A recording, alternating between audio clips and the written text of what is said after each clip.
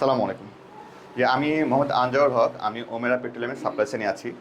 Actually আমি আগে সেলসে ছিলাম। সেলস থেকে নতুনভাবে যখন সাপ্লাই চেনে আসি, তখন সাপ্লাই চেনে অনেক কিছু কাজ করছি প্র্যাকটিক্যালি। কিন্তু এইটা আহ, বইয়ের ভাষাতে কিভাবে আছে, এটা আসলে কি বলে, অনেক কিছু ল্যাঙ্গুয়েজগুলো জানতাম না।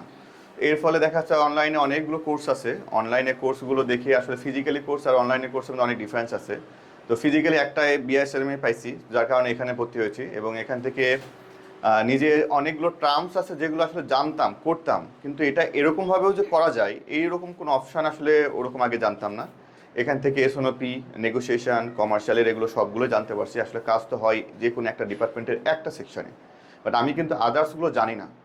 এখানে আসার পরে দেখা যাচ্ছে যে প্রত্যেকটা ডিপার্টমেন্টেরই কিছু না কিছু কাজ জেনেছি, তাদের সঙ্গে কীভাবে নেগোসিয়েশন করতে হয়, কথাবার্তা বলতে হয়, কমিউনিকেশন করতে হয়, সেগুলো জেনেছি। আর আমি রিকমেন্ড করবো যে কেউ যদি চান ফিজিক্যালি কাজ করার জন্য, তাহলে বিএসএম বেস্ট, এখানে আপনারা ভর্তি হতে পারেন। Thank you.